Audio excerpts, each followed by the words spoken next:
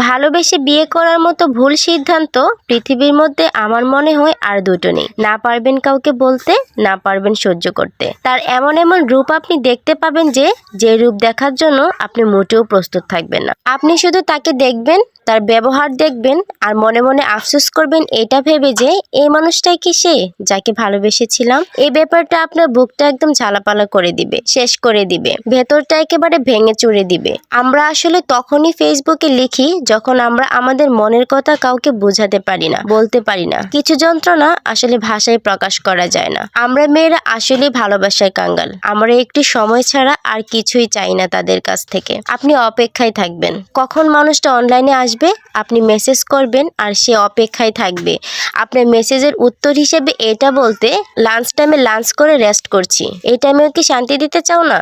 আপনাকে এটা বোঝাবে যে আপনি তার সাথে কথা বলতে চান, মানে তাকে শান্তি দিতে চান না। এই একটা কথাই যথেষ্ট আপনার মনটাকে ছাড়কার করে দেওয়ার জন্য। আপনি শুধু এটা ভাববেন এই মানুষটাই কি সে যে আমার সাথে কথা বলার জন্য অপেক্ষায় থাকতো, যে দিনের অর্ধেকটা সময় আমাকে দিত।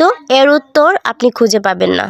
অতঃপর এটাই বুঝালাম, বেশি ভালোবাসার আশা করা, গুরুত্বের আশা করা শুধুই বোকামি।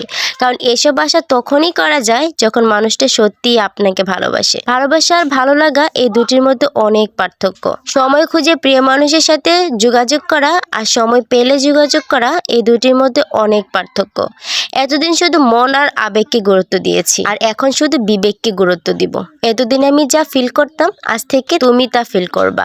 এতদিন আমি যা ভাবতাম, আর এখন থেকে তুমি তা ভাববা। এই মানুষটাই কি সে যে আমাকে ভালোবাসতো, আমার অপেক্ষায় থাকতো, আমার জন্য পাগলামি করতো? অবশ্য মন এটাও বলে, তুই না হয়ে ভালোবাসতি বলে তার শূন্যতা অনুভব করতি। সে তোর শূন্যতা কেন অনুভব করবে? সে কি সত্যিই তোকে ভালোবাসে? মানুষ আসলে পরিবর্তনশীল। সময়ের সাথে সাথে সম্পর্কে ফাটল ধরে যায়। একজনের পক্ষে কখনো সম্পর্ক টিকিয়ে রাখা সম্ভব হয় না।